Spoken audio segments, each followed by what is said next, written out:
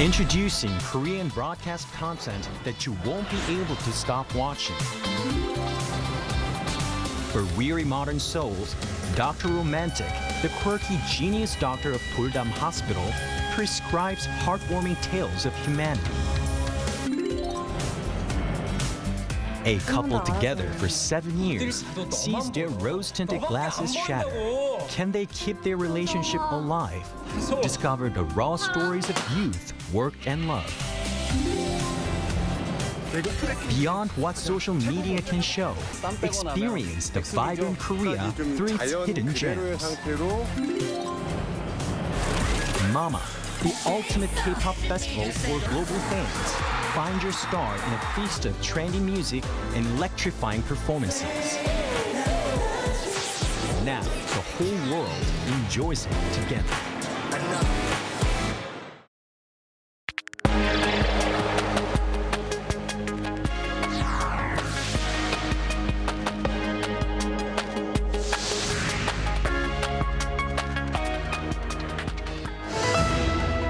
Nvidia CEO Jensen Huang is set to arrive in Seoul this afternoon for a series of meetings with some of Korea's most influential business figures, including the heads of SK, Hyundai Motor, LG, and Naver. Korea's stock market opened lower this morning, prompting a sell-side sidecar, halting program sell orders for 5 minutes. The downturn appears to reflect weakness in U.S. stocks overnight, with semiconductor stocks leading the losses. Korea's local elections have ended with the ruling Democratic Party securing most of the regions. But the results suggest mixed emotions for both rival parties, as the main opposition Conservative Party held on to one of the key battlegrounds after a closely contested race in Seoul. Hello and thanks for joining us on Arirang News. Nvidia CEO Jensen Huang arrives in Korea this afternoon for a series of high-profile meetings with business leaders, researchers, and startup founders as the country seeks to strengthen its position in the global AI race. The visit is expected to focus on potential partnerships in semiconductors, data centers, autonomous driving, gaming, and robotics. Our Lee Seung-jae starts us off. Nvidia CEO Jensen Huang is set to arrive in Korea on Friday afternoon for a 4-day visit, packed with meetings that could deepen cooperation in artificial intelligence, robotics, and next-generation computing. According to industry sources, Huang will land at Seoul's Gimpo International Airport at 1 p.m. During his stay, he is expected to meet top business leaders, gaming executives, AI and robotics startup founders, university researchers, and students. One of the most closely watched events is a dinner scheduled for Friday evening with some of Korea's most influential business figures, including SK Group Chairman Choi Tae-won, Hyundai Motor Group Executive Chair Chung Hee-sun, LG Group Chairman Koo Kwang-mo, and Naver Chairman Lee Hae-jin. The gathering is widely expected to take place at a popular grilled pork belly restaurant in Hongdae in what local media are calling a samso meeting, referring to the combination of samgyeopsal and soju. Industry observers expect discussions during the dinner meeting to cover a broad range of strategic sectors, including high-bandwidth memory, AI data centers, autonomous driving technology, robotics, and so-called physical AI, which combines artificial intelligence with real-world machines and robots. Huang is also expected to meet Kim Taek-jin, founder and chief executive of gaming company NC Corporation, on Sunday, where talks are likely to focus on gaming technologies and AI collaboration. On Monday, the Nvidia chief is expected to hold a closed-door session with the heads of Korean AI startups, as well as with robotics startups leaders, highlighting Nvidia's growing interest in the sector. Huang is also reportedly planning visits to research facilities at Seoul National University, including its AI Institute and Robotics Research Center. Sources say he has expressed a particular interest in meeting students directly during the trip. In addition, Huang is expected to meet executives from video game holding company Krafton, including Executive Director Chang Byung-gyu. Discussions are expected to include gaming partnerships involving Nvidia's RTX Spark platform and broader cooperation in physical AI. Krafton recently expanded into robotics through the launch of its new subsidiary, Ludo Robotics. Lee Seung-jae, Arirang News. Korea's benchmark KOSPI on Friday plunged more than 5% in early trading, dropping to the 8,100 level. The rapid decline prompted the Korea exchange to activate a sell-side sidecar for the main bourse just 8 minutes into the trading, temporarily halting program trading for 5 minutes to mitigate volatility. The tech-heavy Kosdaq is also posting significant losses, tracking the broader market downturn. In the foreign exchange market, the Korean won traded at 1,540 Korean won per dollar for the first time since the 2009 global financial crisis. And Korea's current account surplus has surpassed the $100 billion mark in just the first 4 months of the year. According to the Bank of Korea on Friday, the country posted a surplus of $28.29 billion in April, marking the second largest monthly surplus on record.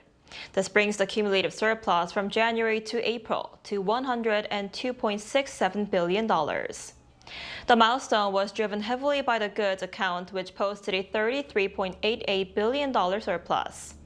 Overall exports surged 54.5% year-on-year to $90.59 billion, fueled by a sustained boom in semiconductor demand. Imports rose 16.1% to $56.7 billion. April marks the nation's 36th consecutive month in the black. 1 year into office, the Lee Jae-myung administration's economic policies have helped lead to strong gains in the local stock market, particularly in AI-related industries, and the administration has also needed to manage several crises. Our correspondent Kim Do-yeon tells us more. President Lee's most visible economic achievement over the past 12 months can be seen in the KOSPI. His focus on the market was clear from day one, choosing the Korea exchange as the very first place to visit. 대한민국 주식시장은 여러분들 아시는 것처럼 너무 불공정하고 불투명하고 다른 나라 사람들이 보면 저 시장을 어떻게 믿냐 이렇게 생각될 정도 아닙니까? When the administration assumed office last June, the index was at the 2,700 level. It is now trading near the 8,500 mark, an increase of roughly 214% in just 1 year. Korea's stock market capitalization has jumped from 13th to 7th globally. The vertical climb is heavily driven by explosive global demand for AI memory chips, as performance by Samsung Electronics and SK hynix surged. The government backed this momentum by allocating 10.1 trillion won, or roughly $7.4 billion to push the nation into the top 3 global AI powers.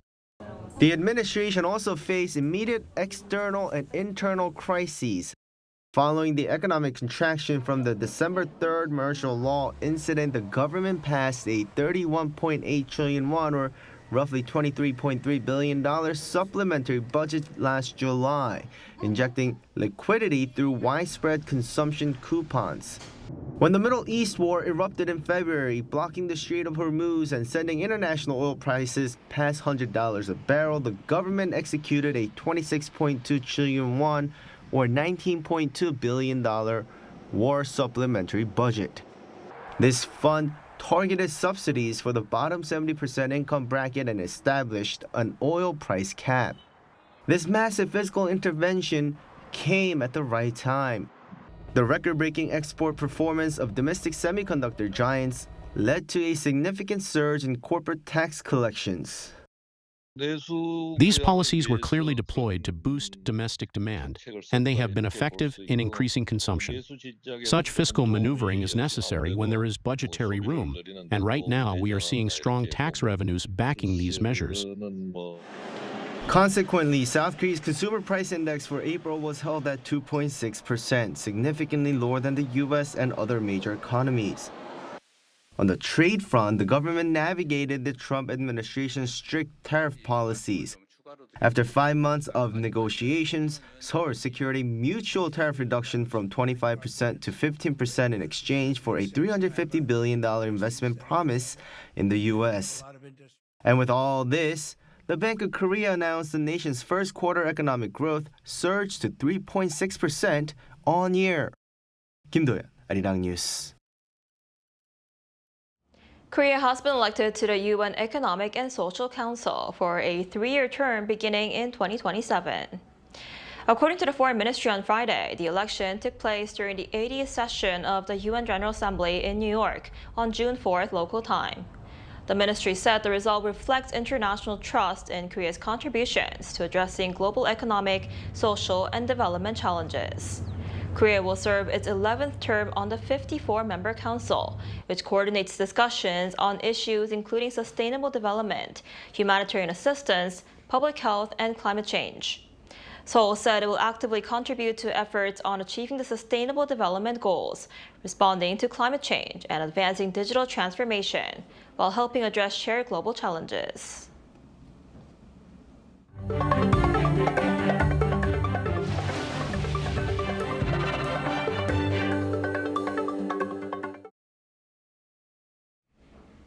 Chinese President Xi Jinping will pay a state visit to North Korea next week.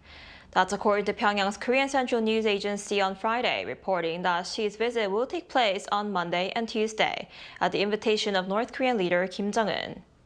If the visit goes ahead as announced, it will mark Xi's first trip to North Korea in 7 years.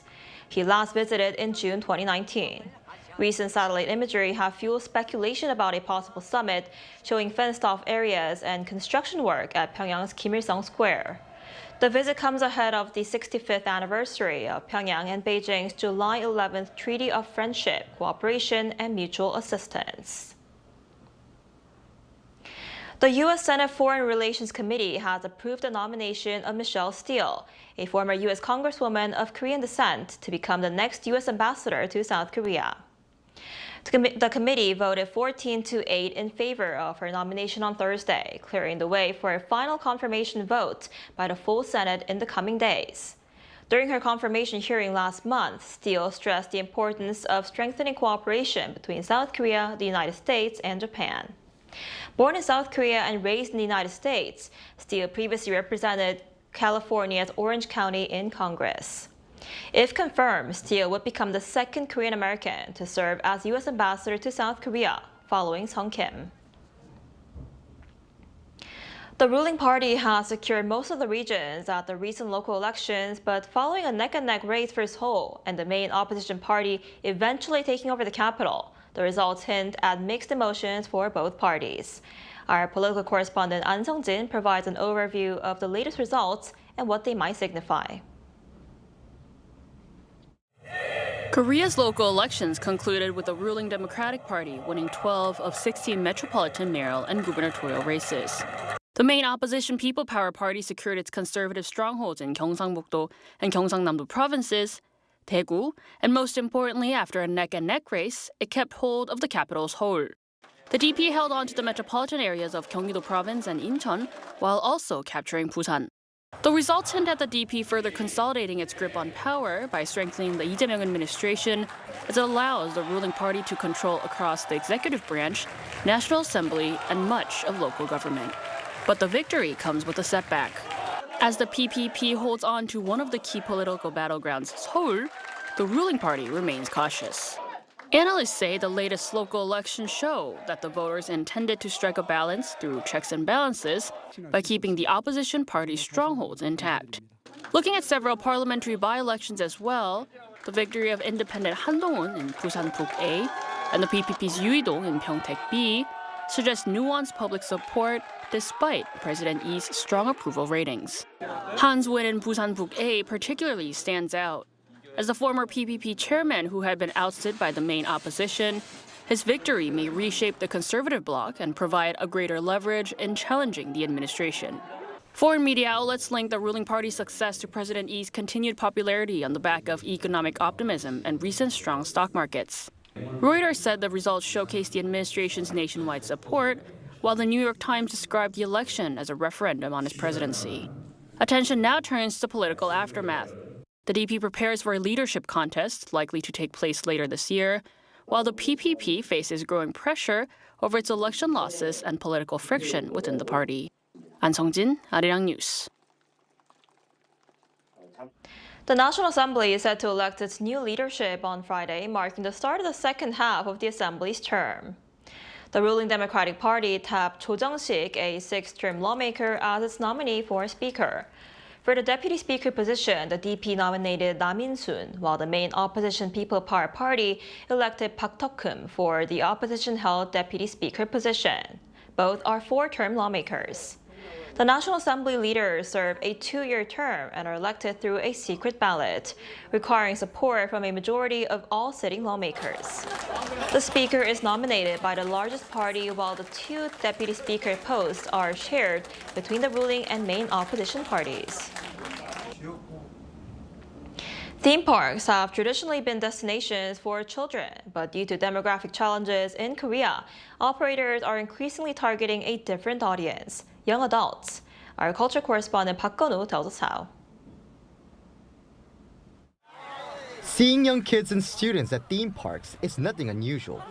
But in Korea, shrinking demographics are creating new challenges, a decreasing number of visitors.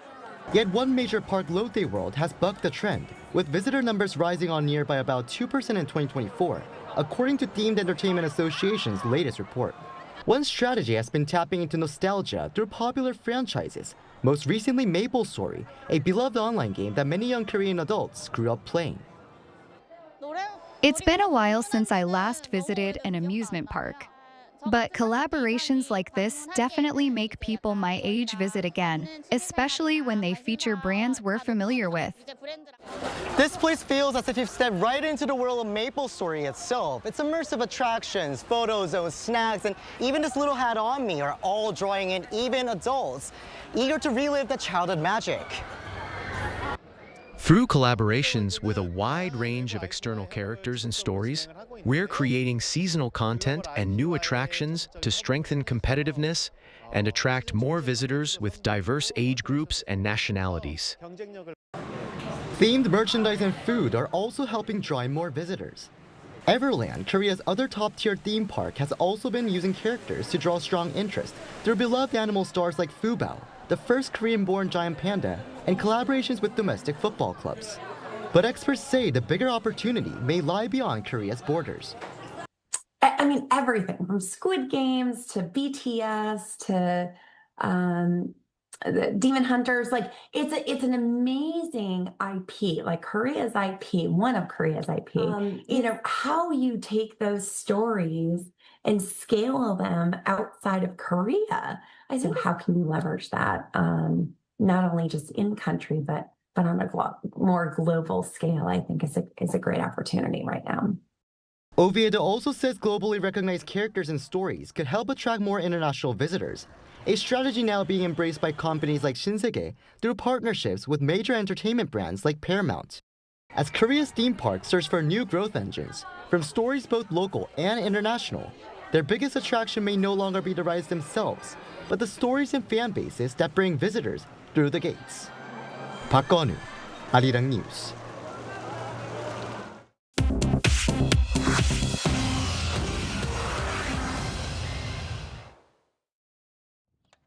This is The World Now, bringing you everything you need to know from around the globe.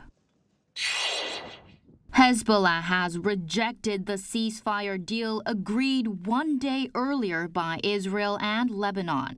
Israel also said it would not pull back its forces, dealing a blow to U.S. efforts to halt the fighting and forge a broader peace deal with Iran. Hezbollah leader Naim Qassem said, quote, resistance would continue, noting the group had not been party to the Washington negotiations. Israel's defense minister said operations in Lebanon would not halt and troops would not pull back. Iran has made a Lebanon ceasefire a condition for any broader deal with the United States. Iran's supreme leader said Thursday that Iran's enemies had already been defeated on the battlefield. U.S. President Donald Trump on Thursday called lawmakers, quote, unpatriotic after the U.S. House of Representatives passed a resolution the day aimed at limiting U.S. military action in Iran. 4 Republicans broke with their party to pass the measure 215 to 208. The White House dismissed the resolution as an unconstitutional attempt to restrict presidential power. Trump called the 4 Republicans, quote, grandstanders who should be ashamed of themselves. For the measure to carry legal force, it would need to clear the Republican-controlled Senate as well. It was the 4th attempt by lawmakers to rein in his war powers and the first to succeed. In the U.S., a flesh-eating parasitic fly that can devastate livestock populations has been confirmed in a Texas calf for the first time since 1966. The U.S. Department of Agriculture announced the find on Wednesday, with the parasite now threatening a cattle industry already at its lowest level in 75 years. The case was found in La Pryor, Texas, roughly 30 miles from the Mexican border.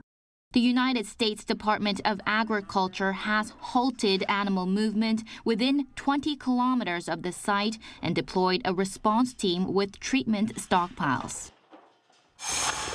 A Nepali Sherpa guide has been found after surviving for nearly a week on Mount Everest without food, water, or supplemental oxygen.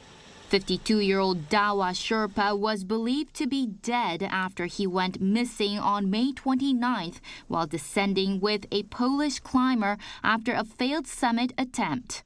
A post-season cleanup crew found him near the Khumbu icefall after fixed ladders had already been removed for the year. He was rushed to hospital for frostbite treatment. His daughter said he recognized her and was speaking. Chu Ji-hyun, Arirang News.